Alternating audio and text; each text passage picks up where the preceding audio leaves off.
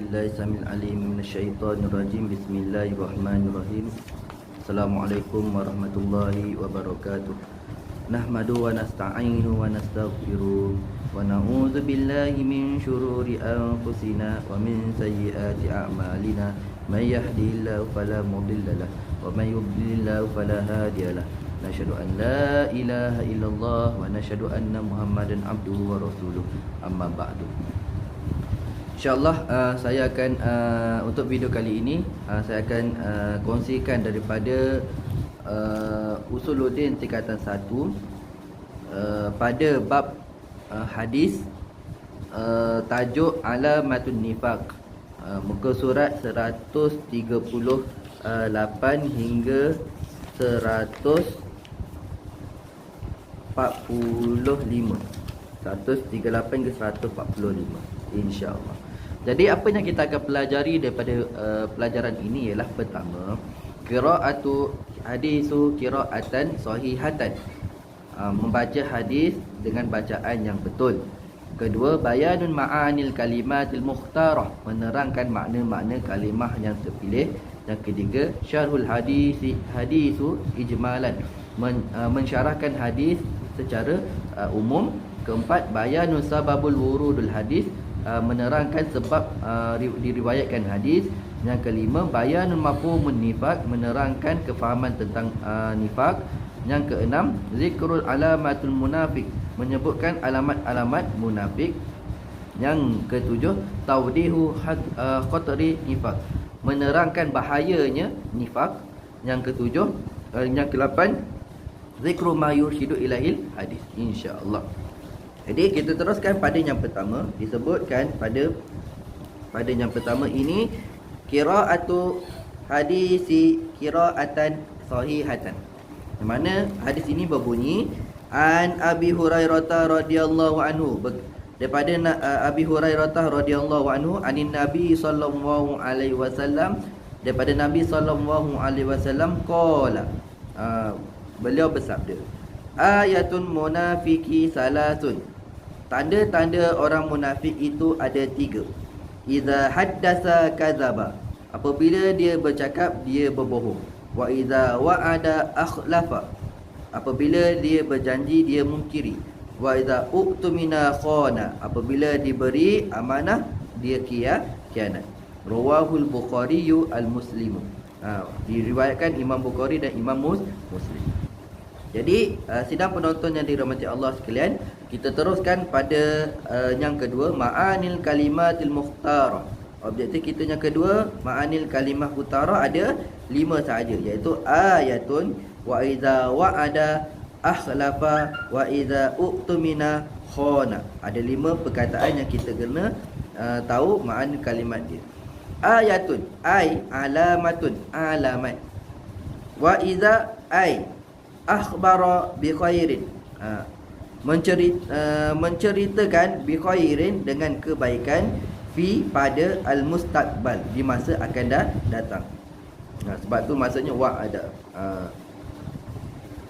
Akhlafa, ay ja'alal wa'da, menjadikan janji, membuat janji, khilafan, bersalahan, bi an lam yafi, dengan apa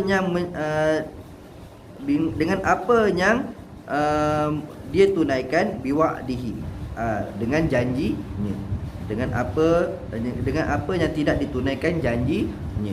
Okey, itu yang dimaksudkan dengan akhlafa, bersalahan dengan apa yang dia janji. Wa idza u'tumina, ay ju'ila aminan, menjadikannya itu aminan, amanah. Khana, ay fi ma tumina, pada apa yang diberi amanah, pada apa yang diberi amanah. Khana kat ni dengan maksud at-tasarrufu fil amanah. Okey, point dia kat mana? Point dia al-khiyanah tu. Khana tu adalah khana, dia khianat tu, itu adalah fa'il.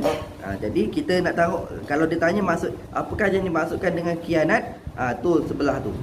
Khianat at-tasarrufu fil amanah, berubah daripada amanah bikhilafin, bersalahan amri syar'i, perintah syarak. Perintah syarak ialah kita disuruh untuk menunaikan amanah. Okey, Allahu a'lam. Jadi yang dibincangkan dekat sini ialah apa tanda-tanda munafik yang tiga inilah tanda-tanda munafik pada sudut amal, bukan pada sudut akidah. Maksudnya apa? Orang yang ada sifat-sifat munafik daripada sudut amal, dia ni berdosa besar. Orang ni berdosa besar. Adapun orang yang ada sifat munafik daripada sudut akidah, mereka ini adalah kafir. Mereka ini adalah kafir. So berhati-hati. Jangan sampai kita ni ada sifat munafik yang akhirnya sampai kita tersedar benda itu adalah benda yang namanya dosa besar sepanjang masa ada pada kita. Allahu a'lam. Jadi kita teruskan pada muka surat 140 pada objektif yang ketiga, syarhul hadis ijmalan. Yang mana disebutkan, kita tengok baca di mana poin dia. Wallahu bihi kematihi. Dan Allah dengan hikmahnya wada'a kadzibina, telah meletakkan orang-orang yang pembohong ini fi maudhi'u laik, pada kedudukan yang hina bihim, bagi mereka. Fakanu muhallan, mereka itu muhallan, tak ada tempat lil qadhi wa adamu asiqah, tidak dipercayai, wa zalika jazaa'un kadzibin. Demikianlah balasan bagi orang-orang yang pembohong. Okey, itu poin yang pertama. Itu poin yang pertama. Seterusnya, ala, ketahuilah bi anna min makarimil akhlaqi. Tu belum lagi saya baca dulu. Ala inna min makarimil akhlaqi, bahwasanya sebahagian daripada akhlak-akhlak yang mulia, ayu amilar rajulu, bahwasanya seseorang itu bergaul annas, kepada manusia, bin nasihati wal muamalatil alhasanati, dan bermuamalat dengan baik. Wa yu'amiluhum, dan mereka itu bermuamalat dengan mereka, dengan hum tu kepada manusia, bima, dengan apa, yajibu, yang wajib, ayyu'amaluhu bihi, yang patut mereka bergaul dengannya. Yu'amiluhum bisarahah, mereka bergaul dengan jelas. Fala yakunu, maka janganlah mereka itu khianat. Wala yaghdiru, dan mereka janganlah mereka itu yaghdiru, mereka itu menyalahi apa yang mereka diberi amanah. Wala yaghushu, dan janganlah mereka itu berbohong. Wal khianah wal ghadru wal ghishu, adalah khianat, berbohong, ghishu tu pembohong juga, akhlakun zamimah, merupakan akhlak yang dicela. Yahzuru minhum din, diberi peringatan minha, daripadanya akan agama. Wa yastakbihuha, dan dibencinya kullu aklin salimin, pada setiap akal yang baik. Wahya min fasadul fil ardi, iaitu sebahagian daripada keburukan di bumi. Fayan bagi lil muslim, kat sini poin dia. Fayan bagi lil muslim, maka hendaklah bagi orang yang Islam itu, ayah padu nisanuhu, menjaga lisannya, anil kalami, daripada berkata-kata, illa, melainkan kalaman zaharat fihi al maslahah, melainkan perkataan yang ada padanya itu, yang zahir padanya itu masalah kebaikan. Okey, itu poin yang kedua. Yang ketiga, fa innal fi sukuti salamah, sesungguhnya pada diam itu salamah, keselamatan. Wassalamatu la ya'diluha syai'un, dan keselamatan itu la ya'diluha syai'un, tidak akan diadili sesuatu pun. Tidak akan diadili sesuatu pun. Maksudnya kita ni tak akan diadili oleh Allah sebab kita buat benda yang betul. Okey. Seterusnya, sababul wurudul hadis, sebab diriwayatkan hadis. Hukia Khattabi, diriwayatkan oleh Al-Khattabi an ba'dihim, daripada sebahagiannya. Nya ni kembali pada sahabat. annal hadis bahwasanya hadis ini waradun fi rajulun, diriwayatkan pada seorang lelaki bi ainihi munafik, yang secara zahirnya ada sifat munafik. Nah, macam saya cakap tadi ni, munafik yang kita bincang ni munafik pada amal, bukan pada i'tiqad. Wa kana nabiyyu, dan adalah Nabi sallallahu alaihi wasallam la yuwajihuhum, tidak memandang mereka, bisarihin, dengan jelas, al-qauli, dengan katanya, fayaqulu fulanun munafik. Nabi tak kata fulanun munafik, innama yushiru isyarata, sesungguhnya Nabi hanya sebut dengan isyarat. Nabi ni dijaga punya rahmat Nabi ni, walaupun orang tu jahat sekalipun, Nabi tetap tak tunjukkan orang tu jahat secara jelas. Nabi hanya bagi isyarat. Tapi bagi orang yang berakal, bila orang bagi isyarat, dia dah faham terus. Macam kita lah kan, duduk dekat ni, kita duduk dekat traffic light, ada 3 je isyarat dia. Merah, kuning, hijau. Merah tanda berhenti, kuning berhati-hati, bersedia untuk berhenti, dan hijau boleh jalan. Kita dah tahu dah. Bila tahu isyarat, kita dah tahu dah apa yang kita kena buat. Jadinya nak fahamkan dalam hadis ni, bila Nabi bagi isyarat tanda munafik pada amal itu ada 3, maka Nabi nak bagi tahu kita berhati-hati jangan sampai sifat munafik itu ada dalam diri kita, yang menyebabkan kita ni sentiasa dalam dosa besar.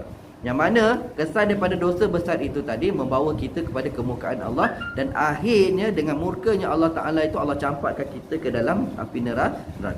Sedangkan kita hidup ni nak Allah redha, nak Allah sayang.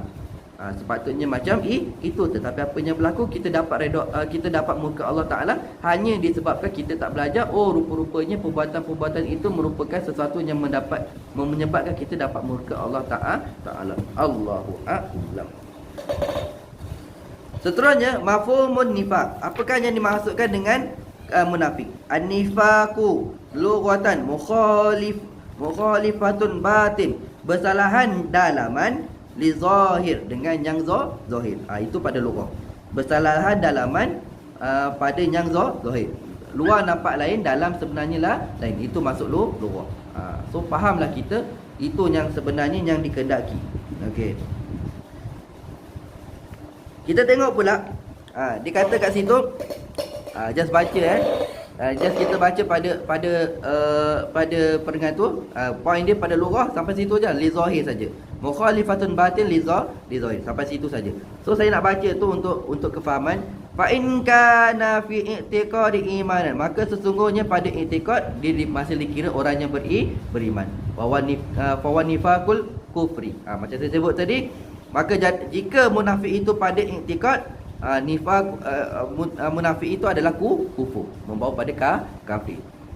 Wa illa, jika tidak, fa huwa nifaqul amal, hanya pada amal. Kalau munafik pada i'tiqad, batal Islam. Munafik pada i'tiqad, batal Islam. Maksudnya seseorang itu di luar je nampak zahirnya dia solat apa semua, tapi dekat dalam dia tu dia kata Allah ni tak ada sebagainya, maka dia tu munafik pada i'tiqad. Dia munafik pada i'tiqad, ataupun dia kata pada zahirnya dia ni Islam, tapi pada batinnya dia ni percaya bahawasanya ada yang selain daripada Allah yang boleh bantu dia. Contohnya bomoh boleh bantu dia, ubat boleh bantu dia dan sebagainya. Maka dia tu munafik pada i'tiqad.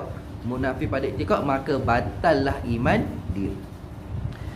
Wa yudkhila fil fi'li, dan termasuklah pada perbuatan, wa tarku, dan perlu kita tinggalkan, wa tafawuti muratabatu, dan luput martabat keimanan dia. Okey. Seterusnya saya teruskan pada tu poin yang pertama, an-nifaqu fi lughah mukhalifatun batin li zahir. Okey, saya nak sambung. Itu poin yang pertama. Poin yang kedua, yang qasimun nifaq fi mizan syar'i ila qismaini. Terbahagi nifaq itu, munafik itu, fi mizan syar'i, pada timbangan syarak, ila qismaini, kepada dua bentuk, dua jenis. Pertama, an-nifaqul akbar, iaitu huwa an yuzhirul islamu, pada zahirnya Islam, wa yubtinul kufri, tapi dalam batin dia itu kufur, macam saya sebut dah tadi. Yang kedua an-nifaqu asghar wa nifaqul amal, iaitu munafik pada amalan. Munafik pada amalan, iaitu yang biasa disebut yang tiga tadi itulah. Khashi'un jasadi, khusyuk pada jasad, wal qalbu la yukhashi, tapi hati dia tak tunduk. Pada jasad dia nampak tunduk pada agama, tapi pada batinnya dia tak tunduk. Pada hatinya dia tak tunduk pada Allah, pada syariat Allah Subhanahu Wa Taala. Itu dia masuk nifaqul asghar. Seterusnya kita teruskan pada muka surat 142. Alamatun nifaq. Tadi dalam hadis hanya sebut 3. Kat sini dia tafsirkan lagi. Alamatun nifaqi kasiratun. Alamat-alamat munafik itu banyak. Dia cakap macam saya cakap tadi tu, yang 3 tu paling biasa, common in knowledge. Biasa pada pengetahuan kita. Tapi sebenarnya munafik tu, sifat-sifat munafik tu ada banyak. Sifat-sifat munafik pada amal itu ada banyak.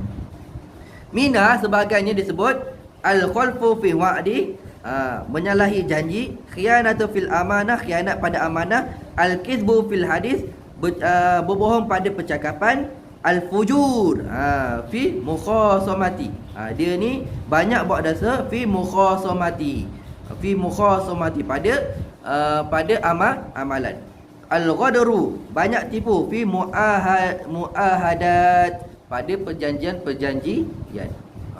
Ini antara sifat-sifat munafik.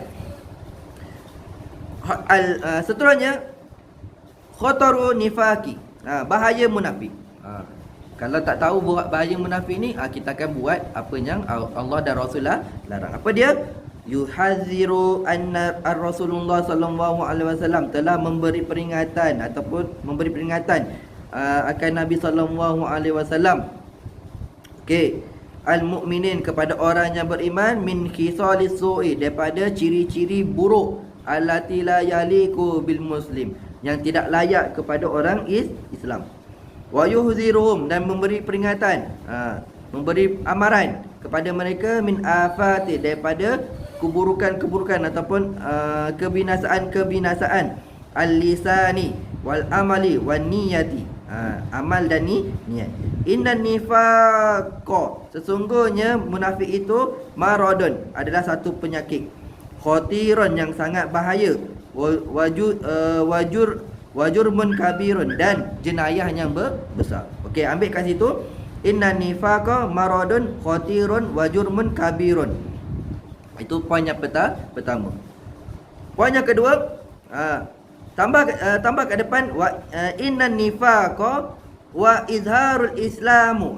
Poin yang kedua macam tu, tulis kat situ, innan nifaqa, campur kat situ, wa huwa izharul islamu, iaitu menzahirkan Islam, wa ibtanul kufri, dan dalam batin dia tu kafir. Tu poin yang kedua.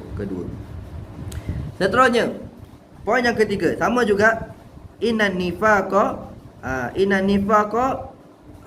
tak payah. Okey, tak payah. Terus saja wan nifaqu, kan bawah tu yang ditulis wan nifaqu, kan ambil je an-nifaqu akhtaru minal kufri, lebih bahaya daripada kufur, wa uqubatuhu, dan balasannya lebih asyad, lebih besar. Lianna, lebih besar. Sampai situ cukup. Kerana sampai situ cukup. Itu 3 poin. Li'anau saja, just baca ya. Li'anau kufrun, kerana kufur itu bilibasin Islam, daripada zahir Islam, wa daruratu a'zam, dan darurat dia tu sangat besar. Maksudnya apa? Nak ceritanya, munafik ni lebih teruk balasan dia daripada orang yang kafir. Bukan maksudnya kafir itu tak lebih baik daripada munafik. Tak, bukan maksud macam tu. Maksudnya dua-dua baik, dua-duanya teruk, tapi lebih teruk daripada itu ialah munafik. Pasal munafik ni tak nampak kekufuran dia. Munafik ini tak nampak kekufuran dia. Kan? Kafir tu memang nampak dah kekufuran dia, dia benci pada Islam apa semua. Tapi munafik ni zahirnya nampak baik, tapi batinnya tu tak benci pada Islam. Itu munafik. Sebab tu dalam balasan untuk orang yang munafik ni, ialah dia ni lebih bawah, dia duduk lebih bawah daripada orang kafir dalam neraka. Orang kafir tu atas dia, tapi munafik ni bawah dia, lagi bawah daripada orang kafir. Maksudnya apa? Jadi bahan bakar api neraka. Wa iyazubillah. Orang munafik ni dia akan jadi bahan bakar api neraka, sama seperti berhala-berhala jadi bahan bakar api neraka. Allahu Rabbi. Maksudnya orang lebih teruk daripada tu, orang kafir memang dah tak, memang orang kafir tu memang dah tak, orang kafir memang dah sarah dia tak akan masuk syurga.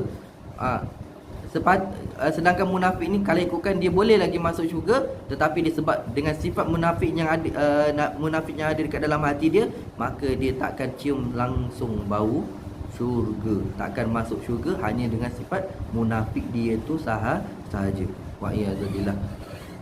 Jangan sampai ada sifat munafik. Sebab tu Ustaz selalu ingatkan pada diri Ustaz, anak-anak murid Ustaz, pastikanlah kita ni biarlah kita ni kena hukuman dekat dunia, tapi jangan sampai kita berbohong. Biarlah kita kena balasan kat dunia ni, jangan sampai kita berbohong. Biarlah kita ni miskin, tapi jangan sampai kita khianat dengan amanah yang kita terima. Jangan sampai kita khianat dengan amanah yang kita terima. Bila kita berjanji, jangan sampai kita bersumpah palsu, nak membenarkan apa yang kita kesalahan kita dah buat. Jangan sampai macam ni. Just mengaku saja. Insya-Allah Allah akan lembutkan hati orang yang kita buat salah dengan dia. Just mengaku. Tak payah nak bohong, tak payah nak sumpah palsu, tak payah nak khianat dengan amanah yang Allah telah berikan pada kita. Tak payah amanah. Tak payah nak khianat. Jangan bohong, jangan bersumpah palsu. Jangan khianat dengan amanah yang Allah telah berikan pada kita. Guru kita dah pesan untuk kita buat nota. Jangan tipu kita, tak buat nota tapi kita kata kita dah buat nota. Guru kita pesan untuk buka video untuk belajar, kita tak buat. Tak tengok habis pun. Tak tengok habis, hanya tengok 5 minit yang depan ni. Lepas tu terus tutup tanpa ada alasan yang munasabah. Jangan sampai macam tu. Jangan kita jadi orang yang munafik. Allahu a'lam. Okey, 3 poin di situ. Dan yang terakhirnya ma yushidu ilaihil hadis, yang mana disebutkan min a'zamil uhudi, daripada sebesar-besar janji alati yajibul wafa'u, yang wajib ditunaikan biha dengannya al-abdun, oleh seorang hamba, al-ahdu ma'allahi wa rasuli, janji dengan Allah dan Rasulnya, ala ta'ati, untuk mentaati Allah dan Rasul. Okey, sampai situ cukup. Yang kedua, min sifatil mu'min, sebahagian daripada sifat-sifat mukmin, sidqul hadisi, benar pada percakapan, wa hifzul amanah, nak menjaga amanah, wa adlu, adil, wal wafa'u bil ahdi, dan menunaikan janji. Yang ketiga, hazrul rasul, Nabi memberi amaran minal kizbi, daripada berbohong, wal khianat, dan khianat, li'annahu, kerananya bohong dan khianat ini min sifatil munafik, sebagai daripada sifat munafik. Allahu a'lam. Jadi kat situ kita tengok pada muka surat 143 tersebut, Nabi ajar kita dengan satu doa. Allahumma tahhir qalbi minan nifaqi, wahai Tuhanku, bersihkanlah hatiku daripada sifat munafik, wa amali, dan munafik pada amal, minar riya, daripada sifat riya, wal lisani, dan lisanku, minal kazibi, daripada berbohong, wa aini, dan mataku, minal khianat, daripada khianat, wa fa innaka ta'lamu khainata, maka sesungguhnya engkau lebih tahu khainatan, pengkhianatan, ayuni, mata-mata, wa ma tukhfi suduri, dan apa yang disembunyikan dalam hati. Allahu Rabbi. Rawahul Baihaqi. Nabi ajar kita dengan satu doa. Sangat baik doa ini. Boleh kita hafal dan masukkan dalam doa kita hari-hari. Ustaz rasa cukup sampai situ. Moga-moga video ini memberi manfaat untuk kita belajar di rumah, dan ambillah manfaat maknanya kita boleh manfaat dengan kita beramal dengan apa yang kita belajar. Allahu a'lam. Subhanakallahumma wa bihamdika asyhadu an la ilaha illa anta astaghfiruka wa atubu ilaik. Bismillahirrahmanirrahim. Wal 'asr innal insana lafi khusr illa alladhina amanu wa 'amilus solihat wa tawassaw bil haqq wa tawassaw bis sabr. Assalamualaikum warahmatullahi wabarakatuh.